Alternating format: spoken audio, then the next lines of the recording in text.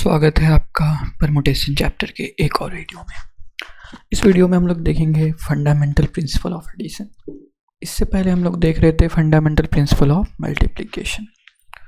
तो देखिए fundamental principle of addition क्या कहता है, इसे समझने के लिए एक यहाँ पे प्रश्न है हमारे पास। एक क्वेश्चन है कि इन ए क्लास देयर आर 16 बॉयज़। ठीक है, ये आपके पास एक क्लास है,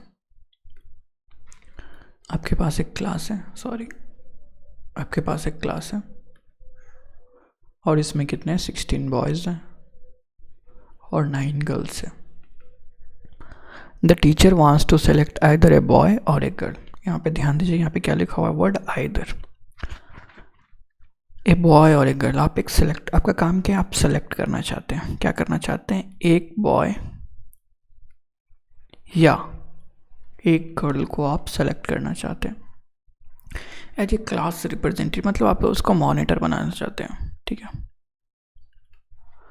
in how many ways can the teacher make the selection.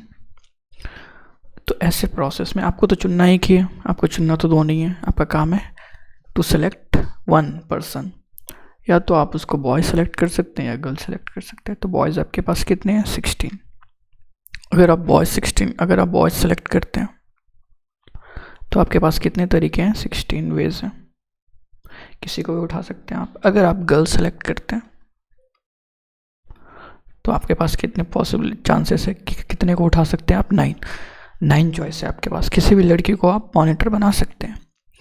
तो ऐसे केसेस में देखिए क्या होता है, if there are 2 operation such that they can be performed independently. ये सब क्या इंडिपेंडेंटली हो रहा है। बॉयज़ को आप 16 तरीके से, गर्ल्स को 9 तरीके से कर सकते हैं। आपका काम है क्या, टू सेलेक्ट ए पर्सन। आपको क्या करना है, वन पर्सन को सिलेक्ट करना है, वन पर्सन। यही आपका मेन टास्क है।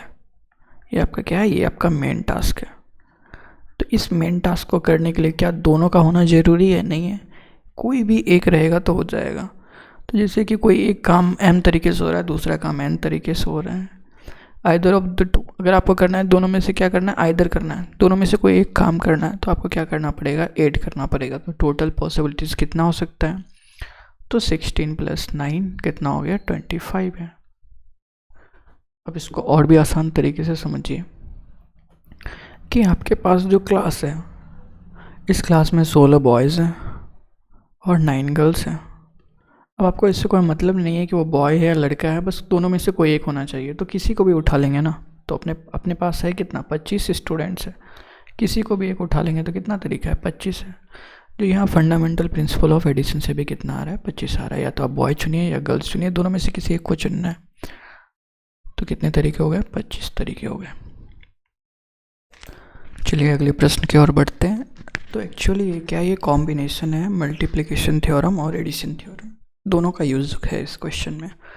अब ये क्वेश्चन क्या कह रहा है, how many numbers are there between 100 and 1000।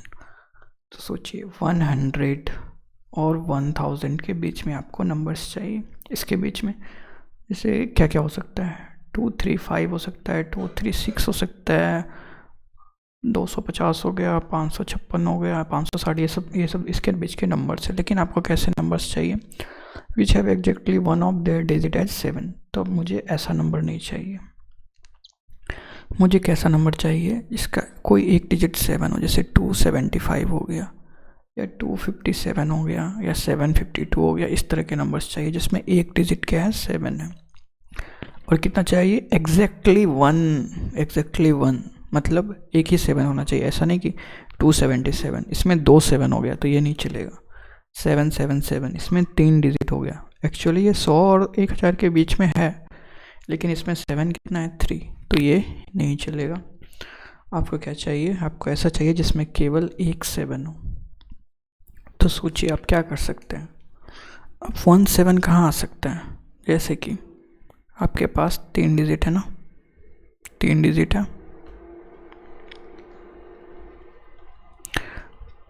3 digit ही होगा। 100 और 1000 के बीच में 3 डिजिट है।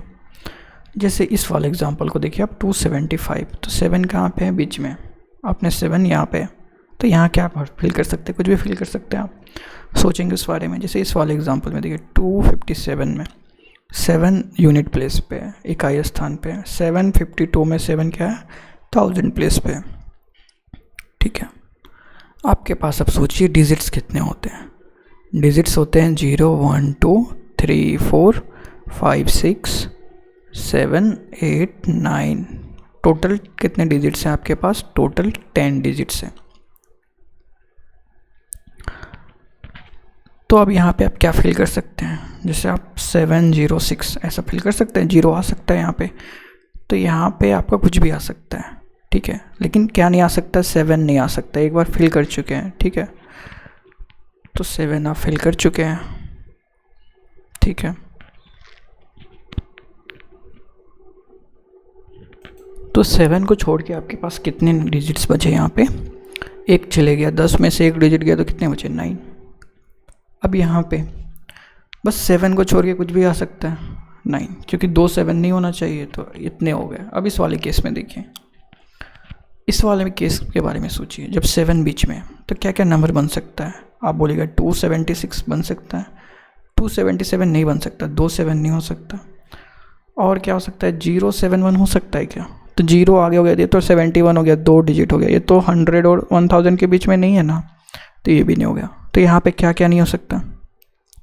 यहाँ पे क्या नहीं हो सकता? 0 नहीं हो सकता और 7 नहीं हो सकता। तो इसके पास कितने पॉसिबिलिटी है? 10 डिजिट में 2 डिजिट चले गया।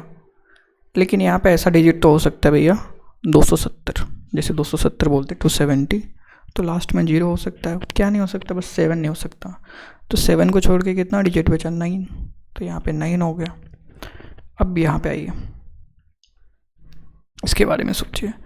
पहले में क्या नहीं हो सकता? 7 लास्ट में होना चाहिए, तो 0 2 7, ये तो 27 हो गया, 27, ये 100 और 1000 के बीच में नहीं है, तो आगे 0 नहीं हो सकता। और ऐसा भी नहीं हो सकता 077, मतलब 7 रिपीट भी नहीं हो सकता, सॉरी, ऐसा मतलब कहने का मतलब 707 ऐसा डिजिट नहीं हो सकता। 7 इसमें कितना बार हो गया? 2 बार।